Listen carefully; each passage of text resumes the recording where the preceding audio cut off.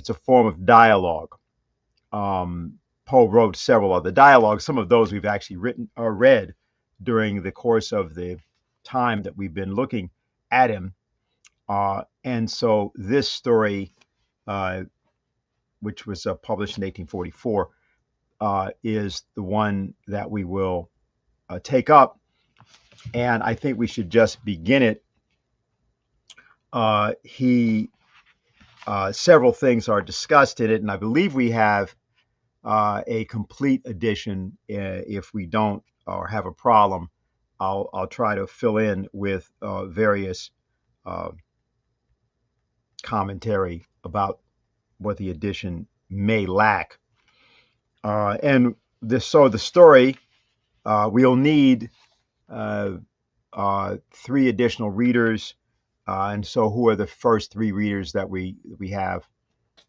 I will make them come up right now. Lynn, you can come up, Robert and Anastasia. Okay.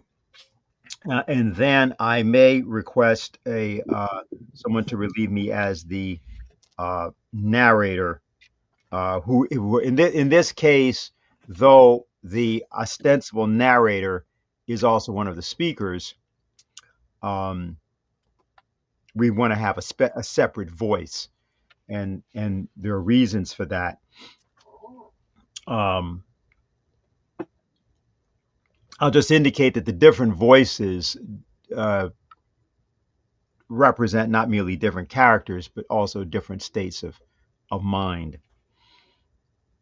So, the Purloined Letter. Nil sapientia odiosius acumine nimio. Nothing is more hateful to wisdom than too much cleverness. Seneca. At Paris, just after dark one gusty evening in the autumn of 18, I was enjoying the twofold luxury of meditation in a meerschaum in company with my friend C. Auguste Dupin. In his little back library or book closet, au troisième, number 33, I don't know what that's, Rue Dunot, Faubourg Saint-Germain.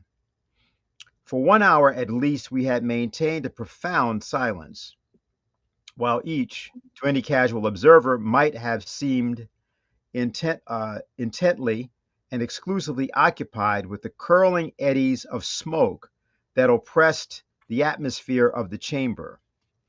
For myself, however, I was mentally discussing certain topics which had formed matter for conversation between us at an earlier period of the evening. I mean the affair of the Rue Morgue and the mystery attending the murder of Marie Roget. These are 2 other stories by Poe.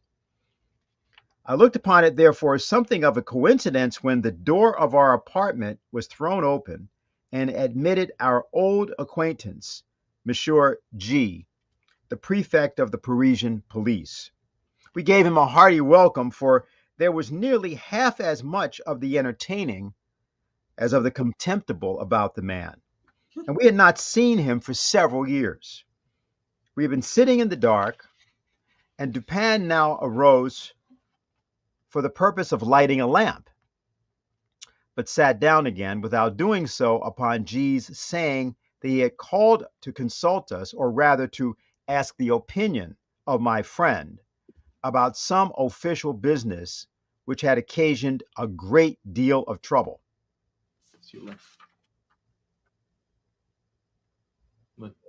Oh. If it is any point requiring reflection, observed Dupin, as he forbore to enkindle the wick, we shall examine it to better purpose in the dark. That is another of your odd notions, said the prefect, who had a fashion of calling everything odd that was beyond his comprehension, and thus lived amid an absolute legion of oddities. Very true, said Dupin, as he supplied his visitor with a pipe and rolled towards him a very comfortable chair. And what is the difficulty now? I asked. Nothing more in the assassination way, I hope. Is that still me? No, this is Anastasia. Prefect. Okay. Oh no, nothing of that nature. The fact is, the business is very simple indeed, and I make no doubt that we can manage it sufficiently well ourselves. But then I thought Dupin would like to hear the details of it because it is so excessively odd. Simple and odd. Said Dupin. Why, yes, and not exactly that either.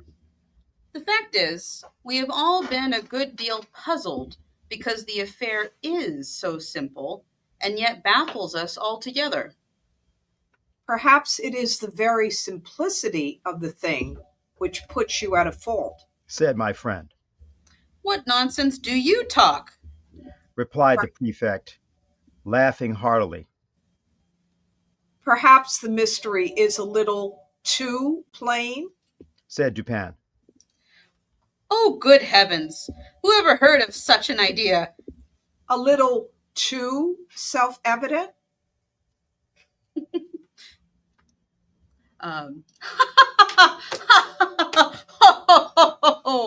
Roared out our visitor, profoundly amused. Oh, Dupin, you will be the death of me yet.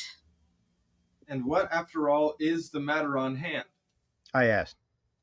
Why, I will tell you. Replied the prefect as he gave a long, steady, and contemplative puff and settled himself in his chair.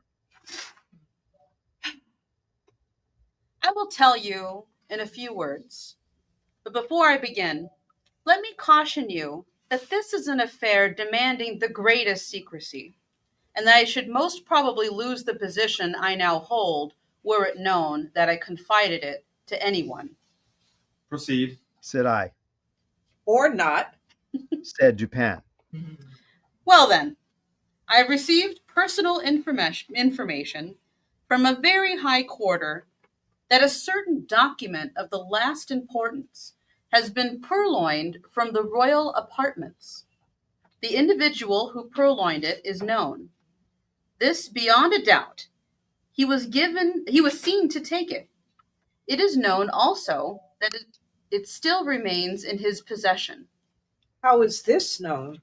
Asked Dupin. It is clearly inferred Replied the prefect. from the nature of the document and from the non-appearance of certain results which would at once arise from its passing out of the robber's possession. That is to say, from his employing it as he must design in the end to employ it. Be a little more explicit. I said.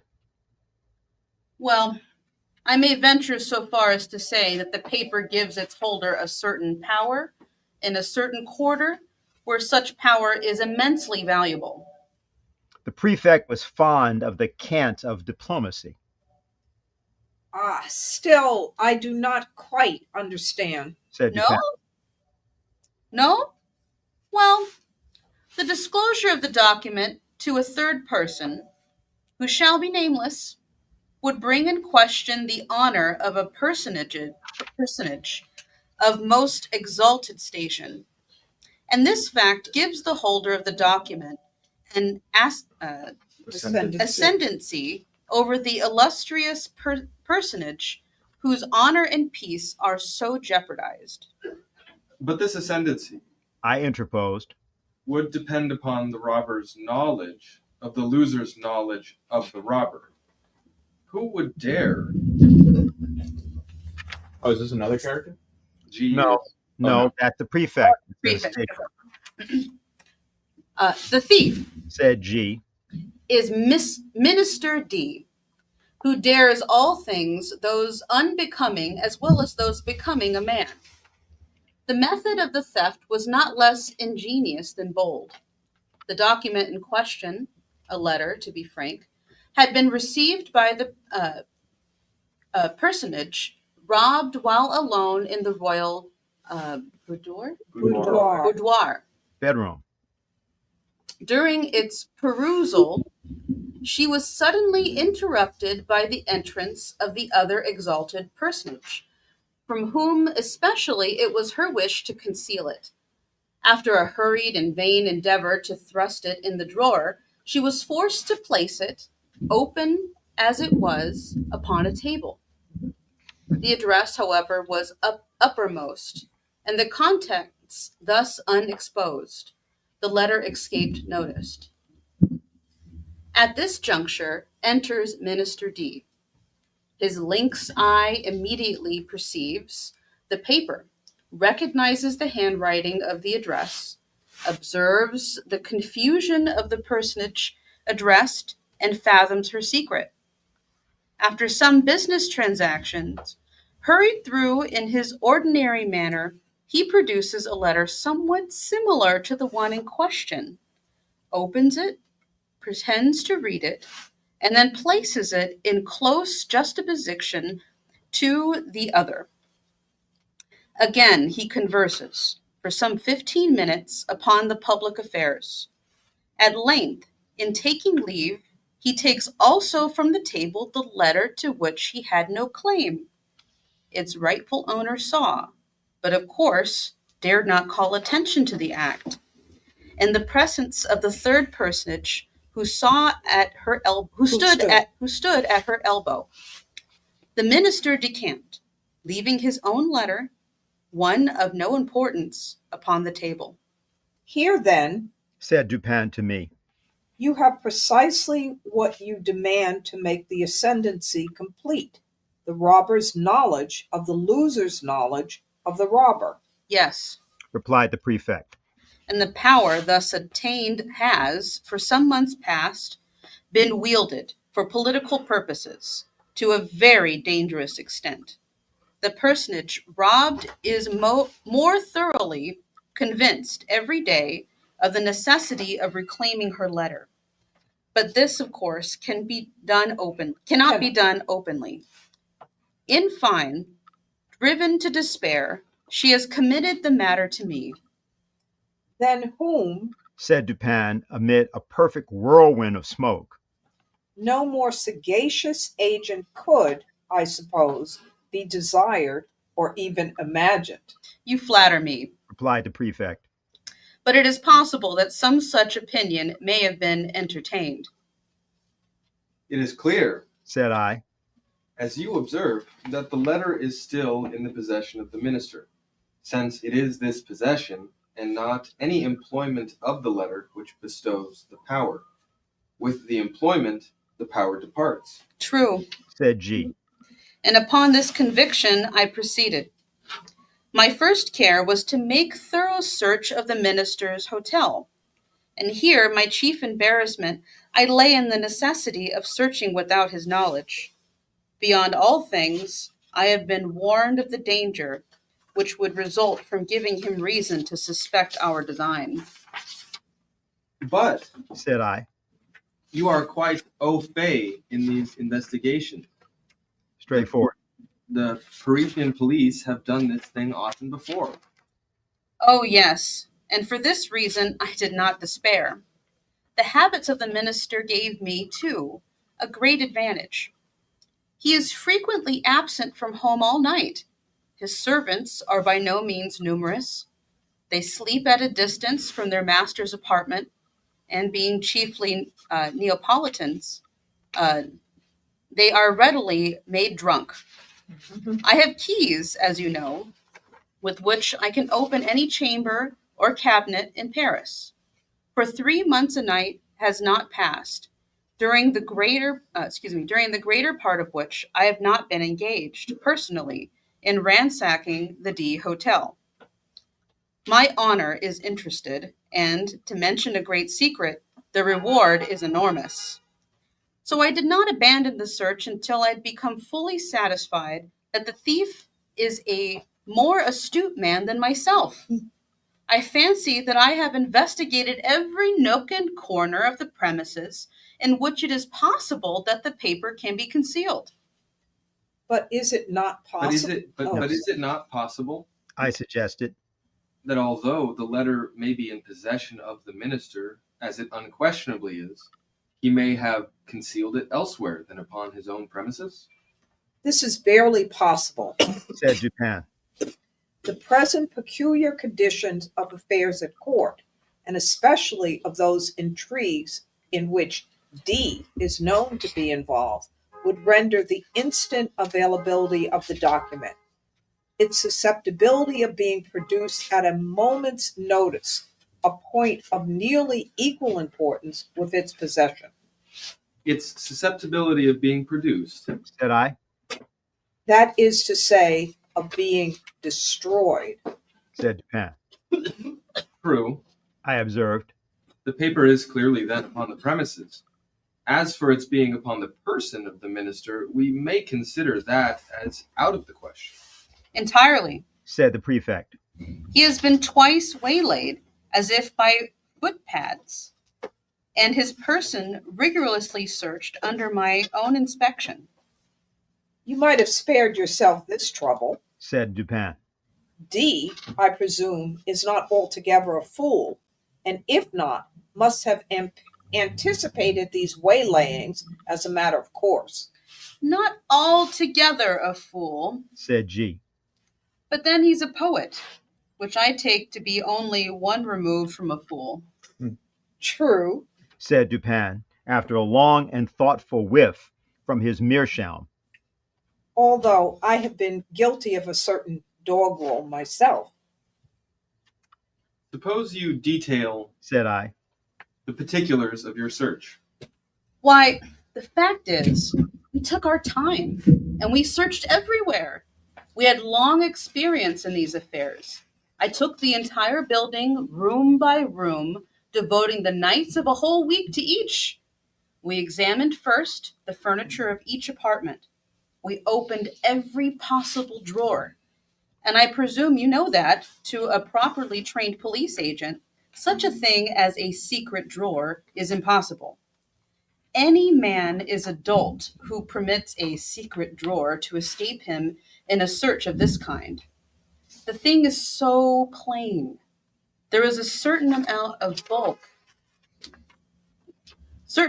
bulk of space to be accounted for in every cabinet. Then we have accurate rules. The 15th part of a line could not escape. Did I skip around? No, you're right. No. Okay. The 15th part of a line could not escape us. After the cabinets, we took the chairs. The cushions we probed with fine long needles you have seen me employ. From the tables, removed the tops. Why so? Sometimes the top of a table or other similarly arranged pieces of furniture is removed by the person wishing to conceal an article, then the leg is excavated, the article deposited within the cavity, and the top replaced. The bottoms and tops of bedposts are employed in the same way. But could not the cavity be detected by sounding? I asked. By no means. If then the article is deposited, a sufficient wadding of cotton be placed around it. Besides, in our case, we were obliged to proceed without noise. But you could not have taken to pieces all articles of furniture in which it would have been possible to make a deposit in the manner you mentioned. A letter may be compressed into a thin spiral roll, not differing much in shape or bulk from a large knitting needle, and in this form it might be inserted into the rung of a chair, for example. You did not take to pieces all the chairs. Certainly not. But we did better. We examined the rungs of every chair in the hotel, and indeed the jointings of every description of furniture, by the aid of a most powerful microscope. Had there been any traces of recent disturbance, we should not have failed to detect it instantly. A single grain of gilmet dust, for example, would have been as obvious as an apple. Any disorder in the gluing, any unusual gaping in the joints would have sufficed to ensure detection. I presume you looked to the mirrors between the boards and the plates, and you probed the beds and the bedclothes, as well as the curtains and carpets? That, of course. And when we had absolutely completed every particle of furniture in this way, then we examined the house itself. We divided the entire surface into compartments, which we numbered so that none might be missed. Then we scrutinized each individual square inch throughout the premises, including the two houses immediately adjoining, with the microscope as before. The two houses adjoining? I exclaimed. You must have had a great deal of trouble. We had, but the reward offer is prodigious. You include the grounds about the houses? All the grounds are paved with brick. They gave us comparatively little trouble. We examined the moss between the bricks and found it undisturbed. You looked among D's papers, of course, and into the books of the library? Certainly. We opened every package and parcel. We not only opened every book, but we turned every leaf in each volume, not contenting ourselves with a mere shake, according to the fashion of some of our police officers.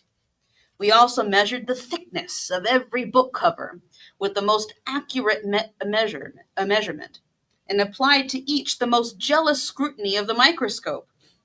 Had any of the bindings been recently meddled with, it would have been utterly impossible that the fact should have escaped observation. Some 5 or 6 volumes, just from the hands of the binder, we carefully probed longitudinally with the needles. You explored the floors beneath the carpets? Beyond a doubt, we removed every carpet and examined the boards with the microscope. And the paper on the wall? Yes, You looked into the cellars. we did. Then, Hold on. Let me say there's an additional in mind. And as time and labor were no objects, we dug up every one of them, every one of the cellars, to the depth of 4 feet. oh my God. Oh, that's in your version? Yeah, Then I said. you have been making a miscalculation, and the letter is not upon the premises as you suppose. I fear you're right there. Said the prefect. And now, Dupin, what would you advise me to do? To make a thorough research of the premises. That is absolutely needless. Replied G. I am not more sure that I breathe than I am that the letter is not at the hotel. I have no better advice to give you. Said Dupin. You have, of course, an accurate description of the letter? Oh, yes. And here the prefect, producing a memorandum book, proceeded to read aloud a minute account of the internal and especially of the external appearance of the missing document. Soon after finishing the perusal of his description, he took his departure, more entirely depressed in spirits than I had ever known the good gentleman before. In about a month afterwards, he paid us another visit and found us occupied very nearly as before. He took a pipe and a chair and entered into some ordinary conversation. At length I said, Well, but gee, what of the purloined letter? I presume you have at last made up your mind that there is no such thing as overreaching the minister. Confound him, say I, yes. I made the re-examination, however, as Dupin suggested, but it was all labor lost, as I knew it would be. How much was the reward offered, did you say? asked Dupin. Why, a very great deal. A very liberal reward. I don't like to say how much precisely, but one thing I will say, that I wouldn't mind giving my individual check for 50,000 francs to anyone who could obtain me that letter. The fact is, it is becoming of more and more importance every day, and the reward has been lately doubled. If it were trebled, however, I could do no more than I have done. Why, yes. Said Dupin drawlingly between the whiffs of his meerschaum. I really think, G, that you have not exerted yourself to the utmost in this matter. You might do a little more, I think. How? In what way? Why, you might employ counsel in the matter. Do you remember the story they tell of Abernethy? No, hang Abernethy. To be sure, hang him and welcome.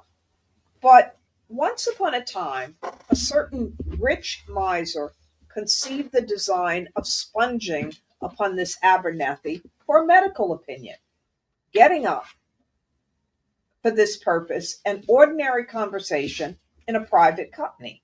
He insinuated his case to the physician as that of an imaginary individual. We will suppose. Well, no, this is Sorry. Lynn, just continue. Okay, we will suppose, said the miser, that his symptoms were such and such. Now, doctor, what would you have directed him to take? Take, said Abernathy. Why, take advice, to be sure. But Said the prefect, a little discomposed. I am perfectly willing to take advice and to pay for it. I would really give 50,000 francs to anyone who would aid me in the matter. In that case, Replied Dupin, opening a drawer and producing a checkbook. you may as well fill me up a check for the amount mentioned. When you have signed it, I will hand you the letter. I was astounded. The prefect appeared absolutely thunderstricken. For some minutes he remained speechless and motionless, looking incredulously at my friend with open mouth and eyes that seemed starting from their sockets. Then, apparently recovering himself in some measure, he seized the pen and, after several pauses and vacant stares, finally filled up and signed a check for 50,000 francs and handed it over across the table to Dupin.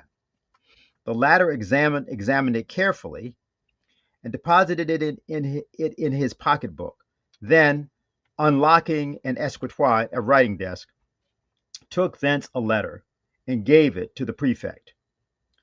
This functionary grasped it in a perfect agony of joy, opened it with a trembling hand, cast a rapid glance at its contents, and then, scrambling and struggling to the door, rushed at length unceremoniously from the room and from the house, without having uttered a solitary syllable, since Dupin had requested him to fill up the check. When he had gone, my friend entered into some explanations. The Parisian police He said, are exceedingly able in their way. They are persevering, ingenious, cunning, and thoroughly versed in the knowledge which their duties seem chiefly to command. Thus, when G detailed to us his mode of searching the premises at the hotel, at Hotel D, I felt entire confidence of his having made a satisfactory investigation, so far as his labors extended. So far as his labors extended. said I. Yes. Can you see Yes, it? Yes, said Dupin. the measures adopted were not only the best of their kind, but carried out to absolute perfection. Had the letter been deposited within the range of their search, these fellows would, beyond a question, have found it. I merely laughed, but he seemed quite serious in all that he said. The measures, then, He continued, were good in their kind and well executed. Their defect lay in being inapplicable to the case and to the man. A certain set of highly ingenious resources are, with the prefect, a sort of Procrustean bed to which he forcefully adopts his designs, but he perpetually errs in either being too deep or too shallow for the matter in hand. And many a schoolboy is a better reasoner than he. I knew one about 8 years of age, whose success at getting at the game of even and odd, guessing. whose success at guessing in the game of even and odd attracted universal admiration. This game is simple. It's played with marbles. One player holds in his hand a number of these toys and demands of another whether that number is even or odd. If the guess is right, the guesser wins one. If wrong, he loses one.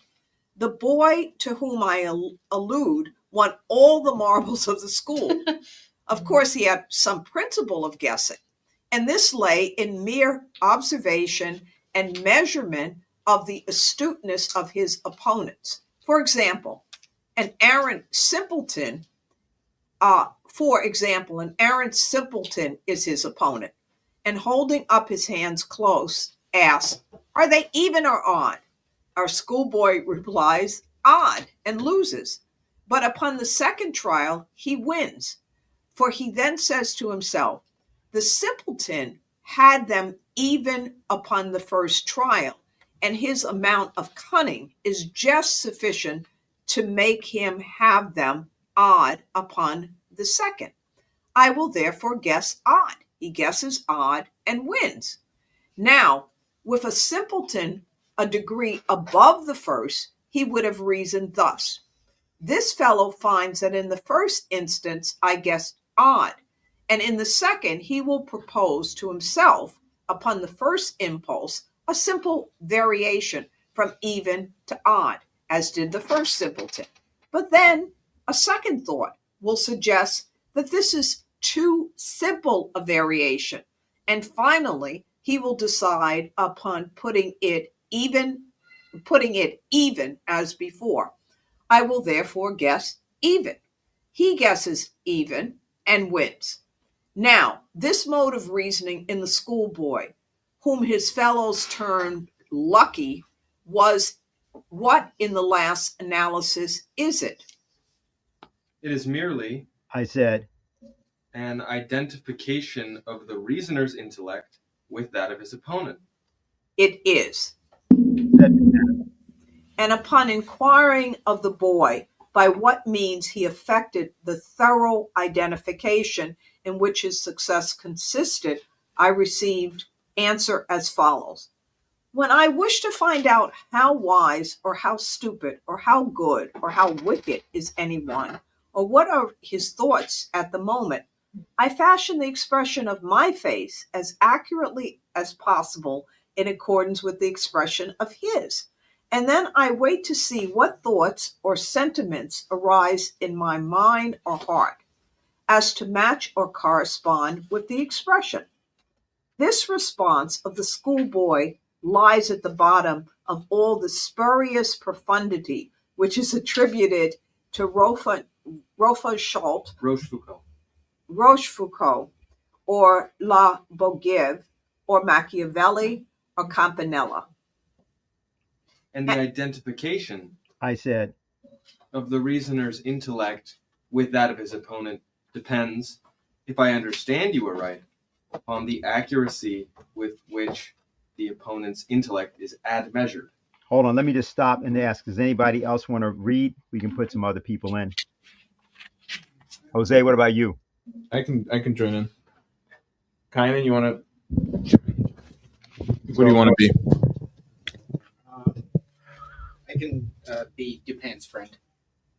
So you want to be the okay? Yeah. First person. You. Friend is You. Oh, that's you. As I, yeah. Okay, and you're going to be Dupin now? I can be Dupin. Yeah, why don't you do him now? And right, and then kind of substituting for Robert, right? Yeah. Yeah. Okay, and then we'll get into narrator in a minute.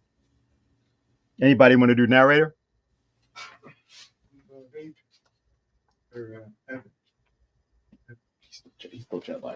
want to read? Yeah. Sure, I'll be the narrator. Okay. Okay, you just got to pay close attention because he only has like 2 words at a different point. Yeah. Okay. Yeah, I'll drop it. So they can hear you. Where are we? Where we're at? It is it is admeasured. Add measured. We're at for its practical value. It depends upon this. You're in, Jose. is admeasured. For its Got it. practical value, it depends upon this. Okay, replied Dupin. Replied Dupin. And the prefect and his cohort fail so frequently, first by default of this identification, and secondly by ill admeasurement, or rather through non-admeasurement, of the intellect with which they are engaged. They consider only their own ideas of ingenuity, and in searching for anything hidden, advert only to the modes in which they would have hidden it. They are right in this much, that their own ingenuity is a faithful representative of that of the mass. But when the cunning of the individual felon is diverse in character from their own, the felon foils them, of course. This always happens when it is above their own, and very usually when it is below. They have no variation of principle in their investigations. At best, when urged by some unusual emergency, by some extraordinary reward, they extend or exaggerate their old modes of practice without touching their principles. What, for example, in this case of D, has been done to vary the principle of action? What is all this boring and probing and sounding and scrutinizing with the microscope and dividing the surface of the building into registered square inches? What is all this but an exaggeration of the application of one principle or set of principles of search, which are based upon the one set of notions regarding human ingenuity to which the prefect, in the long routine of his duty, has been accustomed? Do you not see that he has taken it for granted that all men proceed to conceal a letter, not exactly in a gimlet hole bored in the chair leg, but at least in some out of the way hole or corner suggested by the same tenor of thought which would urge a man to secrete a letter in a gimlet hole bored in a chair leg? And do you not see also that such recherches, nooks for concealments are adapted only for ordinary occasions and would be adopted only by ordinary intellects? For, in all cases of concealment, a disposal of the article concealed, a disposal of it in this what? Recherche? Okay, what does it mean? Research, thank you. Of this recherche manner is, in the very first instance, presumable and presumed, and thus its discovery depends not at all upon the acumen, but altogether upon the mere care, patience, and determination of the seekers, and where the case is of importance, or what amounts to the same thing in the political eyes, when the reward is of magnitude. The qualities in question we have never been known to fail. You will now understand what I mean in suggesting that the purloined letter had been hidden anywhere within the limits of the prefect's examination. In other words, had the principle of its concealment been comprehended within the principles of the prefect, its discovery would have been a matter altogether beyond question. This functionary, however, has been thoroughly mystified, and the remote source of his defeat lies in the supposition that the minister is a fool, because he has acquired renown as a poet. All fools are poets. This the prefect feels, and he is merely guilty of a non distributio medi. You know what that means? Okay. In thence inferring that all poets are Fallacy. I'm sorry. I'm sorry. I was not. I was not. That's Aristotelianism. The fallacy of the undistributed middle. Okay. Oh, I See, see. the minister is a fool because he's a poet, and all fools are All all poets are fools are poets. The minister is a poet, therefore the minister is a fool. okay. Okay. In thence inferring that all poets are fools. But is this really the poet? I asked. There are two brothers I know, and both have attained reputation in letters. The minister, I believe, has written learnedly on the differential calculus. He is a mathematician and no poet. You are mistaken. I know him well. He is both. As poet and mathematician, he would reason well. As mere mathematician, he could not have reasoned at all, and thus would have been at the mercy of the prefect. Hold on. Hold on. Here's what it says in my edition. You are mistaken. I know him well. He is both. As poet and mathematician, he would reason well. As poet, profoundly. Hmm. As mere mathematician, he could not have reasoned at all, and thus would have been at the mercy of the prefect. Wow, that's Wow. clearer. Wow. Move. It is. Yes, it happens to be the center of the entire story. Yeah. So it was purloined from your edition, but now Yeah, right. Yeah. What SOB Purloined did. Sean. All right. You surprise me.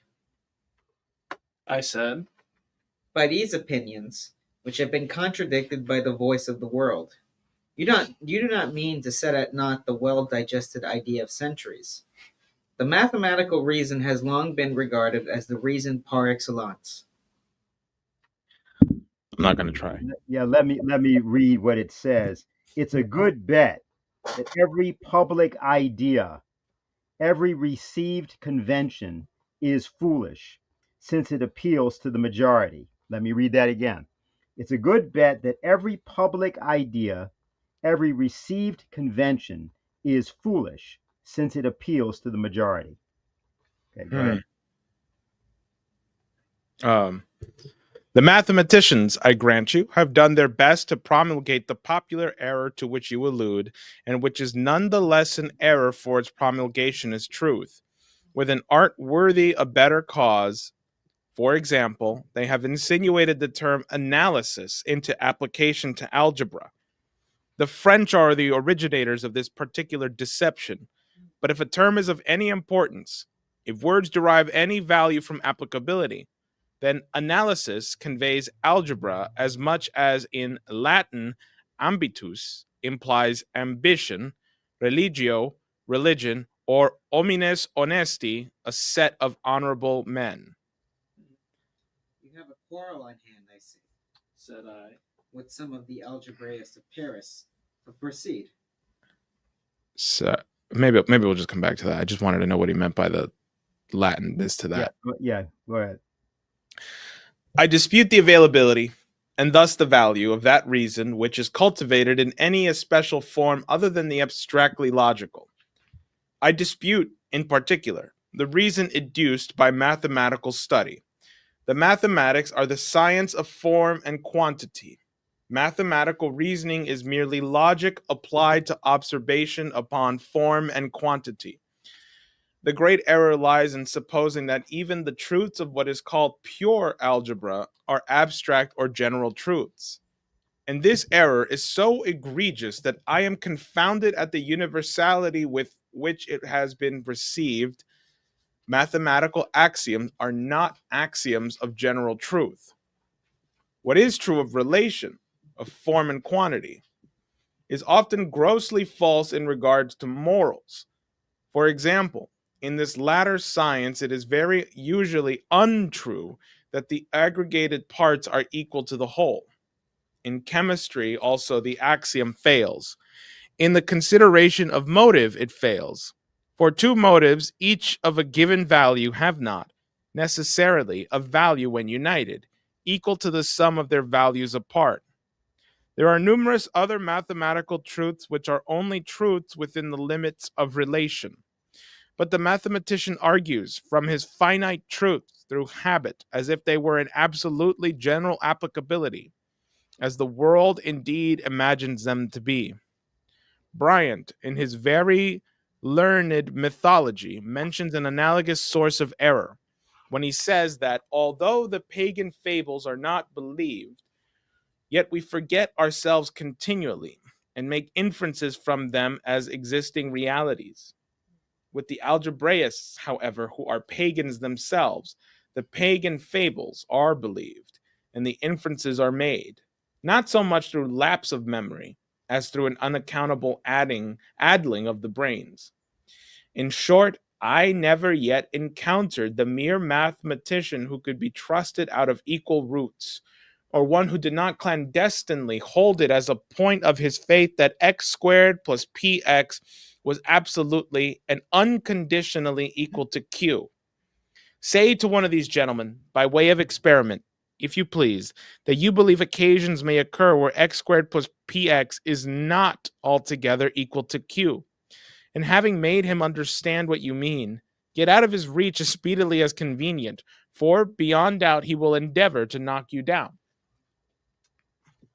I mean to say, continued Dupin, while I merely laughed at his last observation, that if the minister had been no more than a mathematician, the prefect would have been under no necessity of giving me this check. I knew him, however, as both mathematician and poet, and by measures were adapted to his capacity with reference to the circumstances by which he was surrounded. I knew him as a courtier, too, and as a bold intriguant. Such a man, I considered, could not fail to be aware of the ordinary policial modes of action. He could not have failed to anticipate, and events have proved that he did not fail to anticipate, the waylayings to which he was subjected.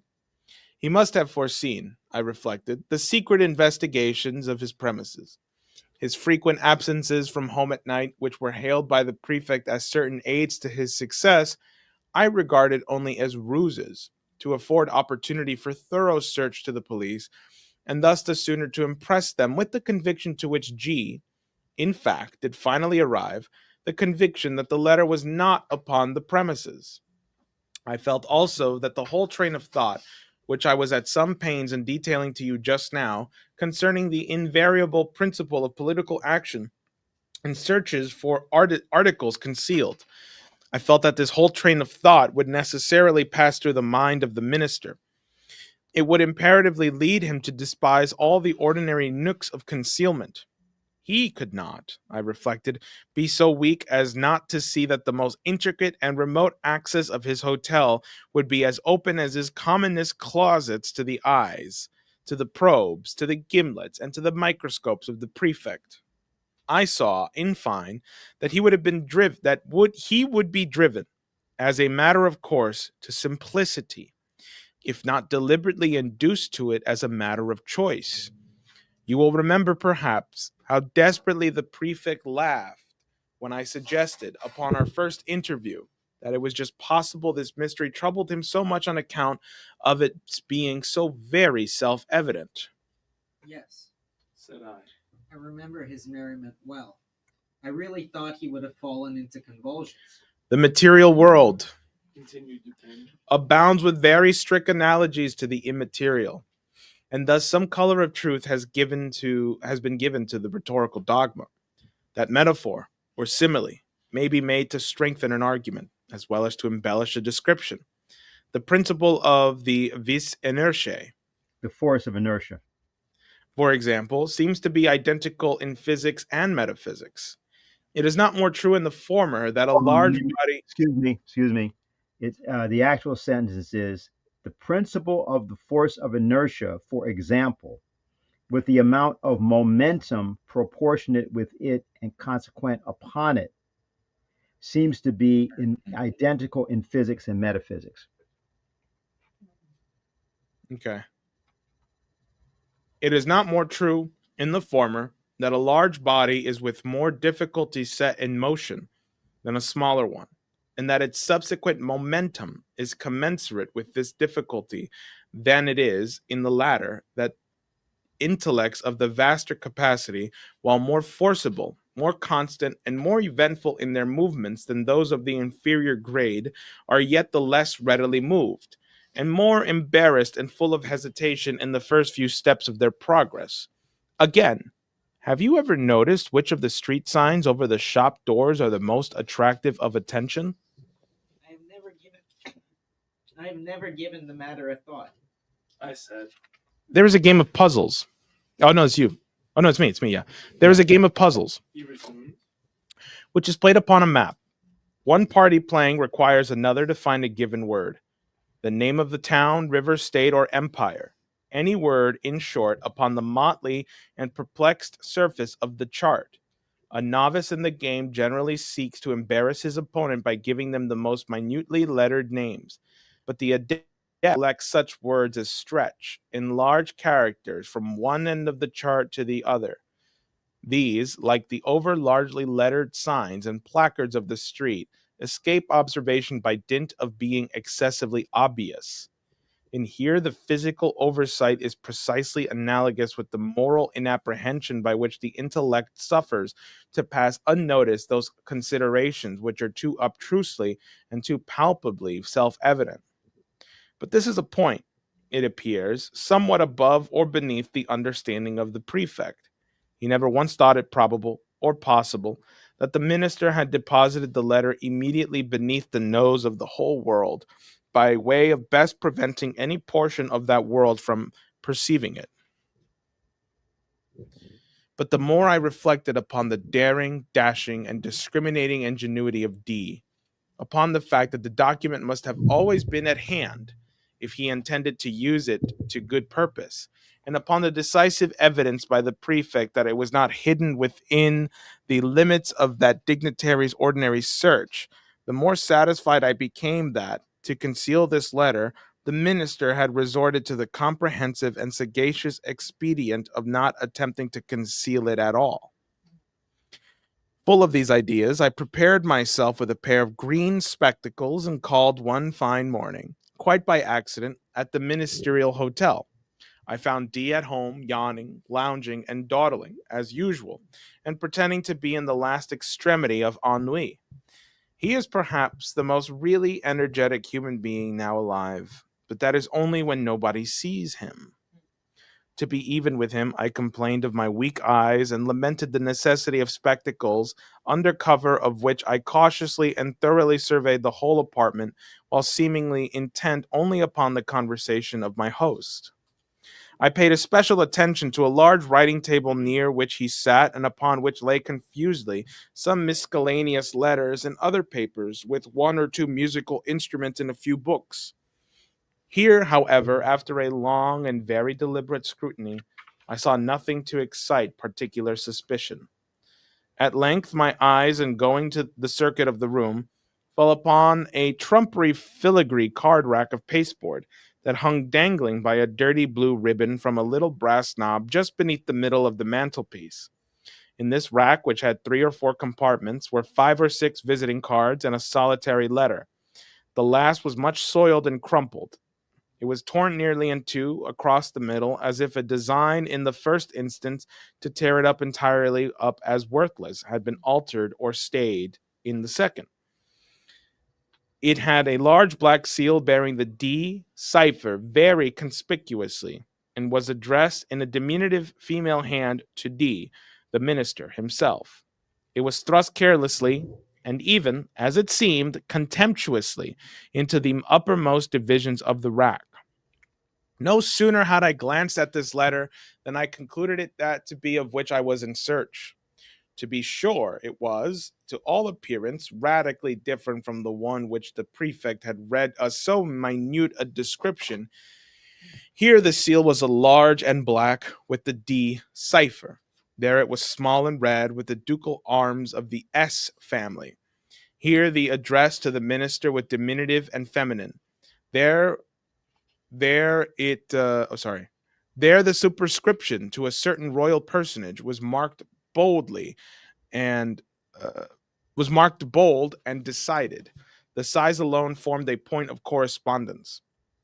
But then the radicalness of these differences, which was excessive, the dirt, the soiled and torn condition of the paper, so inconsistent with the true methodical habits of D, and so suggestive of a design to delude the beholder into an idea of the worthlessness of the document.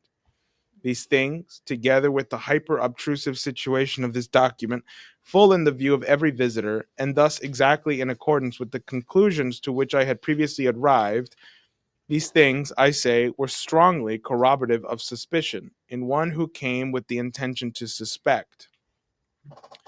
I protracted my visit as long as possible, and, while I maintained a most animated discussion with the minister, upon a topic which I knew well had never failed to interest and excite him, I kept my attention really riveted upon the letter.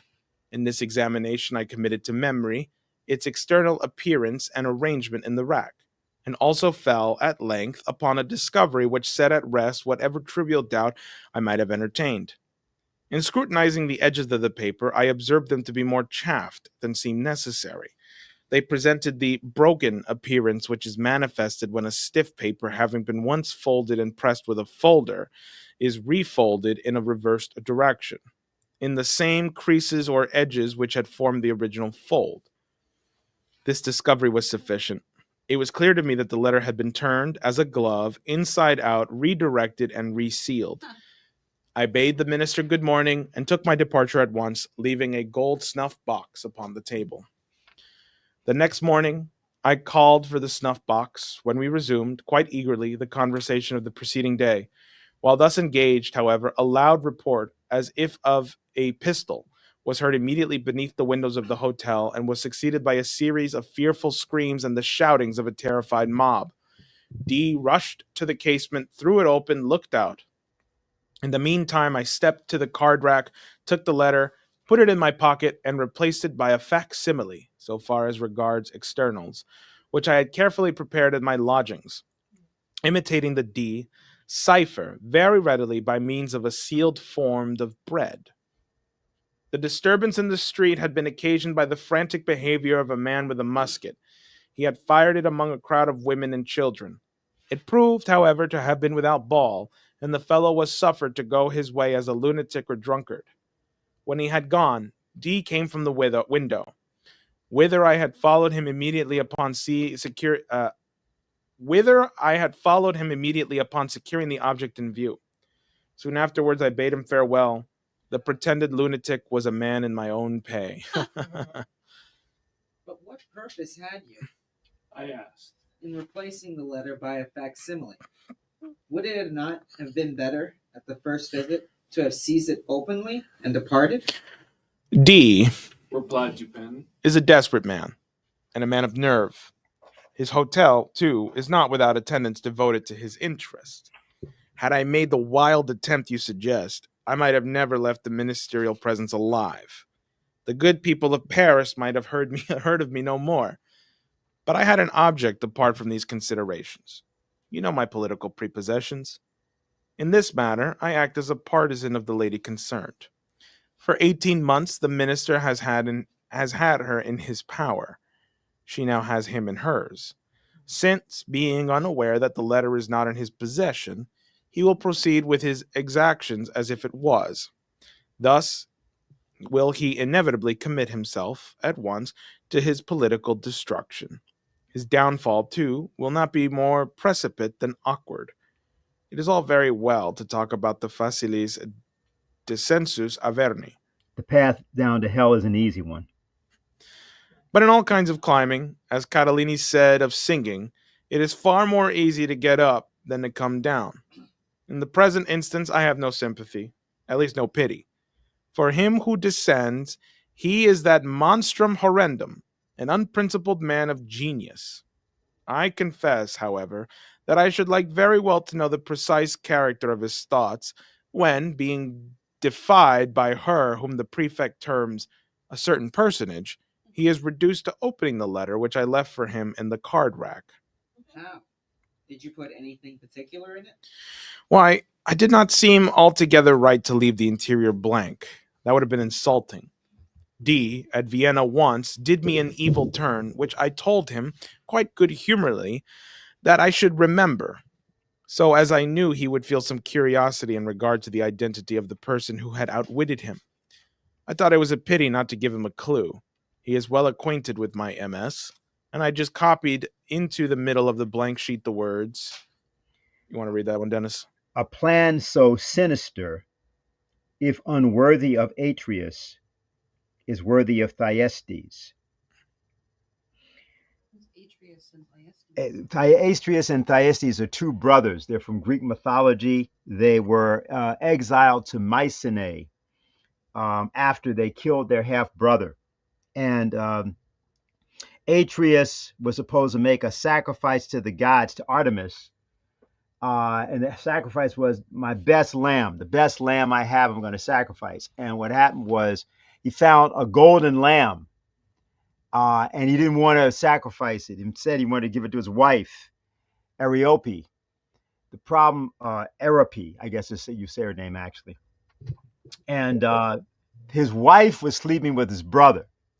So what happened was Thyestes came up with this thing where he said to his brother, I think the person that should basically rule in this country has got to be the person who has a golden lamb or something, and knowing that his brother would think that he had it, but actually he had been given to it by his wife. So what happens is there's a big conflict between them, and Atreus kills his brother's sons. His brother's married and feeds them to him, and so forth and so on. So what this is saying is a plan so sinister, if unworthy of Atreus, Mm. is worthy of Thyestes. So what he's saying is, okay, you know how to plan, and I know how to plan, and I'm better.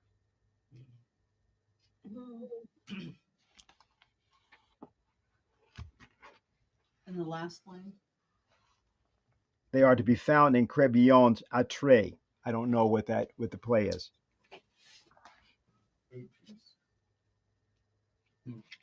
So we only have a bit of time. Well, we actually have quite a bit of time. So what do people think? Or there's obviously a lot of different parts that can be questioned here. I have some things to say about the story, but I don't want to.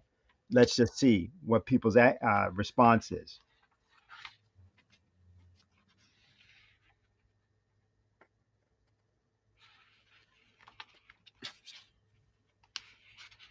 I had that one question when he was comparing the Latins. He said that analysis conveys algebra as much as in Latin ambitus implies ambition, religio religion, or homines honesti a set of honorable men. Yeah, that the terms that are in Latin are not the same as the English terms. So, for example, we say religio. That can mean, for example, a cult. It can mean it can mean an outlook. It doesn't refer to literally simply religion. Right. So what he's saying is that you can't that the well, what he's specifically saying is that algebra and analysis are two completely different terms. And specifically what he's referring to is what is called, analysis cetus, what we refer to from Leibniz. Now, to illustrate that, since you asked about it, let's go to the beginning of the Murders in the Rue Morgue. Let me just pull that up here. Remember, we actually read this passage at one point, although I'm not sure we read it in right with everybody together. Okay, so it begins, the first sentences, and this is an earlier story, The Murders in the Rue Morgue, which was published. This is actually done at the same time as A Descent into the Maelstrom. So this was April of 1841. So it's written about 3 years earlier, 4 years earlier. When he begins that story, he says, telling a joke. So it makes people understand the first sentence is a joke. It is not improbable that a few farther steps in phrenological science, means investigating the bumps on the head, that a few farther steps in phrenological science will lead to a belief in the existence, if not to the actual discovery and location, of an organ of analysis. If this power, analysis, which may be described, although not defined, as the capacity for resolving thought into its elements, if analysis be not in fact an essential portion of what late philosophers term ideality, then there are indeed many good reasons for supposing it a primitive faculty, that it may be a constituent. Okay, now let me say something about that. People have heard of the case of Oliver Sacks, the neuropsychiatrist, in his book, The Man Who Mistook His Wife for a Hat, tells the story about these twins that are able to, who seem to be dysfunctional, but who are capable of playing a game in which they exchange prime numbers that they compose inside of their heads. Now, this cannot be done by calculation in the way in which people think of computer calculation. But the two brothers are able to exchange these numbers back and forth. They're also able to do something else, which he observed, which is if you drop a bunch of matches on the floor, they can instantly, quote, count them, but they aren't counting them. And when they were asked about it, they say, we simply saw it. So there is no calculation. There's nothing of that type that's involved. There's a geometric function of some type. So this is the same thing he's saying. So when you're talking back to the passage, I think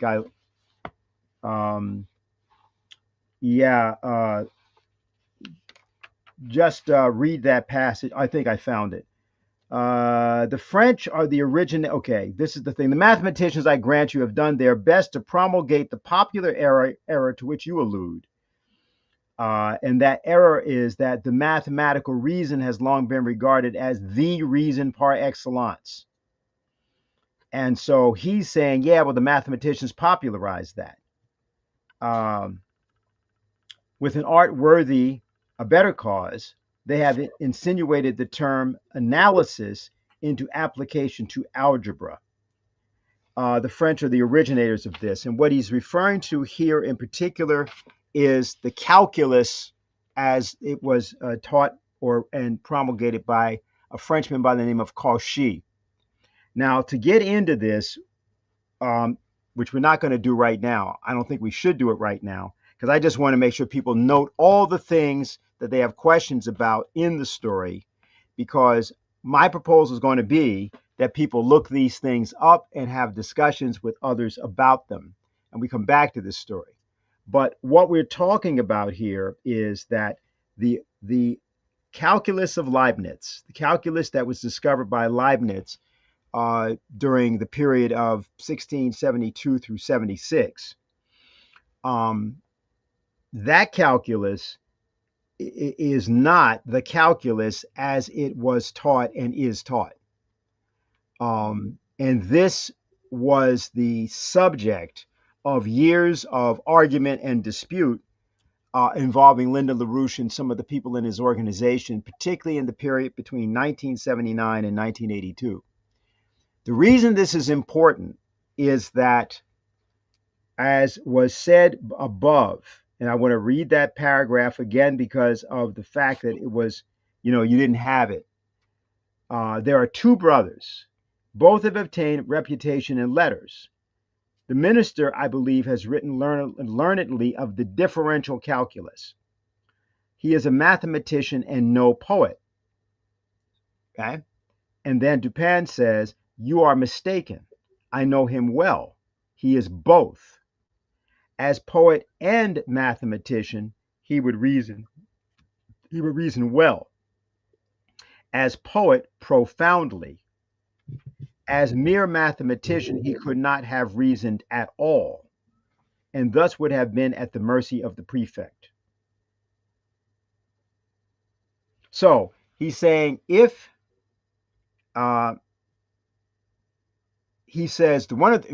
implying, he does not state here, but he's implying that one of the reasons that he is able to be caught, that the thief is able to be caught, is because he is a poet and mathematician. Had he only been a poet, he would not have been caught.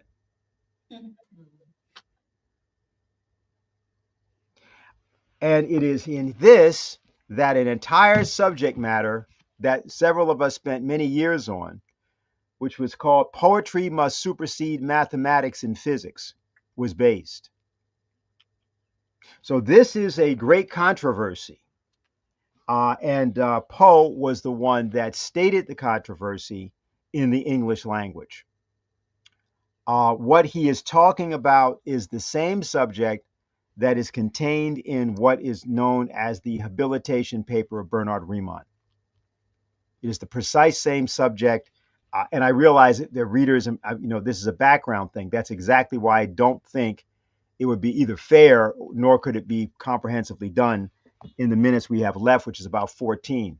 I think the better thing to do is that people should pick out all the things in the story that we want to talk about that are either not clear or other observations about it of this week, so we can return to this. The reason being, this is actually the most, probably the most advanced of all the stuff that Poe writes.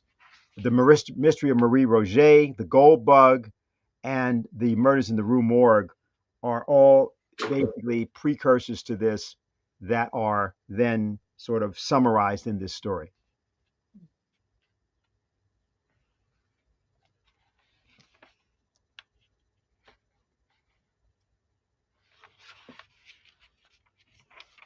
What was that part you wanted to go back to, Jose? Oh, we already went through it. Oh, okay.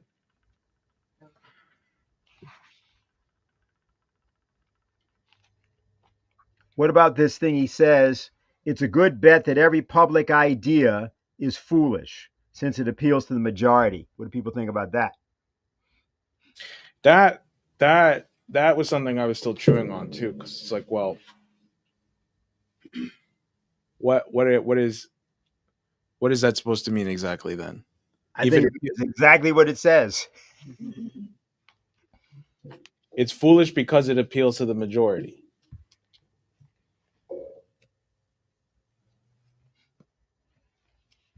What if it is a good idea that appeals to the majority? But then that always presupposes that the majority will always be wrong. No, it doesn't. You can be right for the wrong reasons.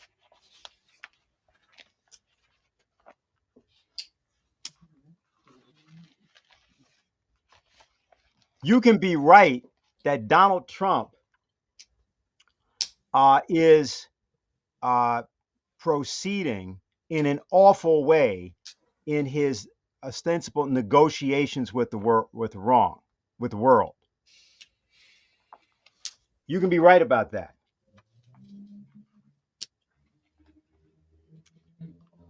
But the reason he's doing it is that he's actually just like a whole lot of other Americans.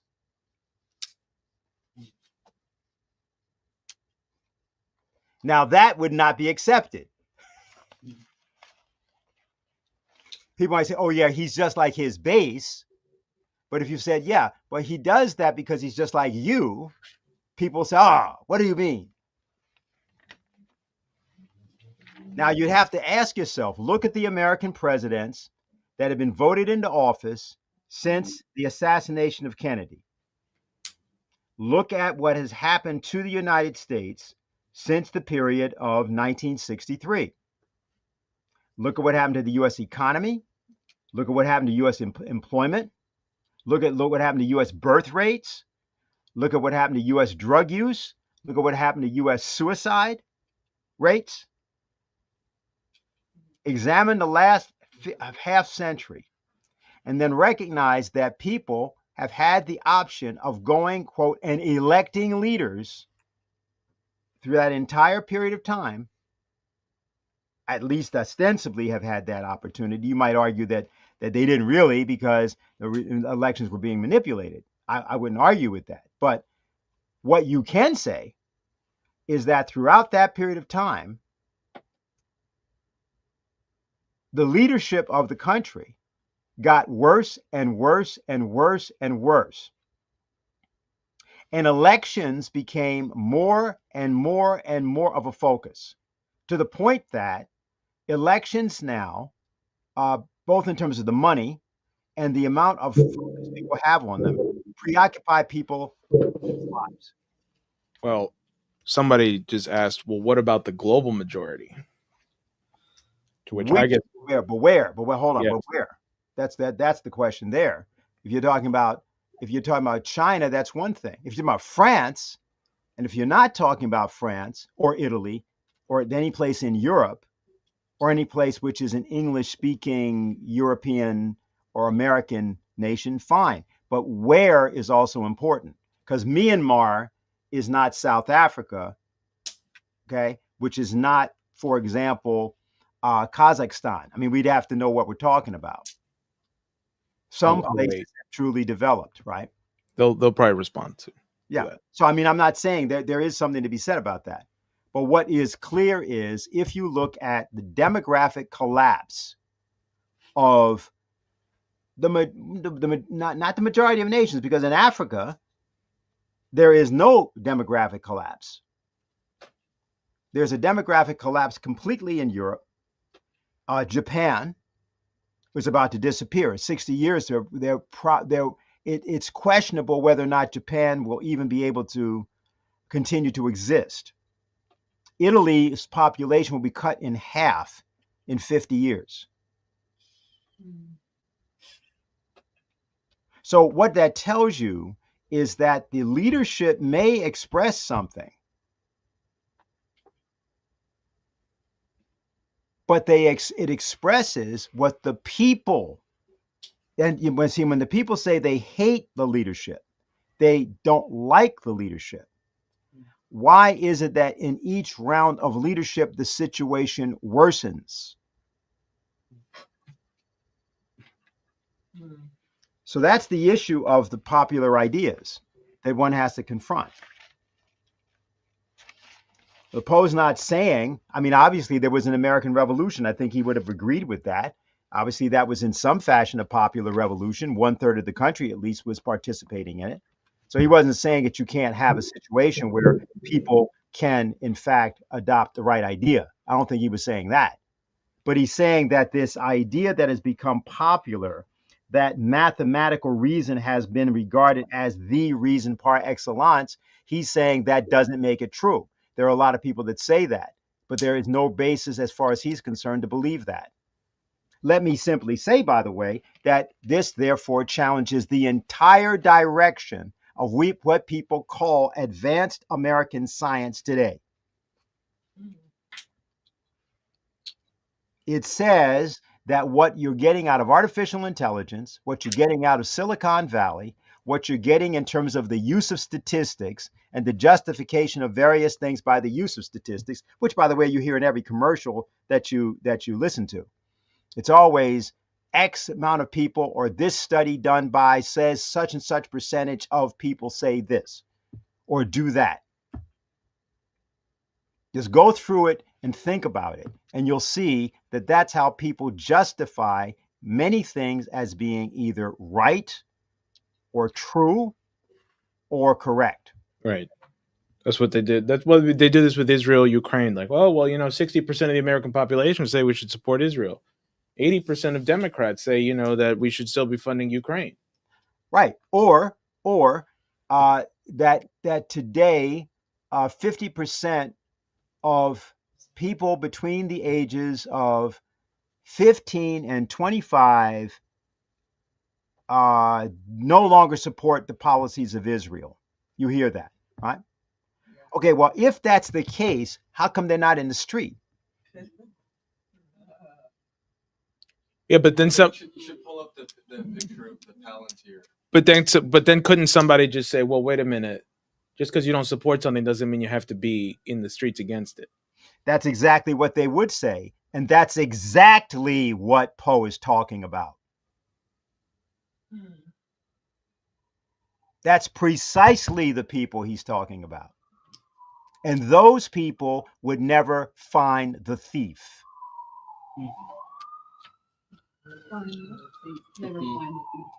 Never find the thief. You'll never be able to correct the present circumstance. Exactly. Sure. People that say that will never correct that circumstance. Those are the precise people that will complain themselves into a boxcar on the way to Auschwitz.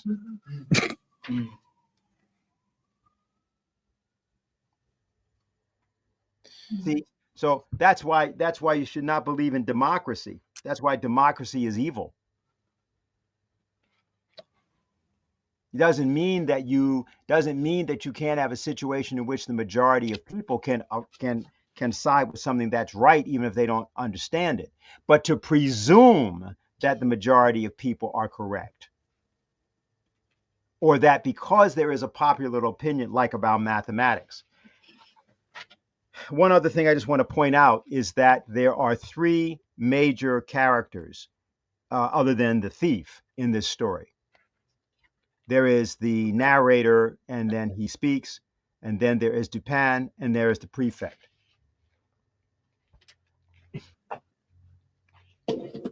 Have people read the story, The Gold Bug? Yes. What's the story in The Gold Bug? Not the story of it, but in terms of the characters. How many characters are in it? By the way, we have 4 minutes left. There's Jupiter, there's the narrator, and then there's the what's his name? The count, the Legrand. That's right. 3 characters. Well, yeah. So I Captain would invite people for the next session to take a look at The Gold Bug, and then take a look at this story again, and ask the question, or rather, I pose the question: are these actual people, or are these states of consciousness?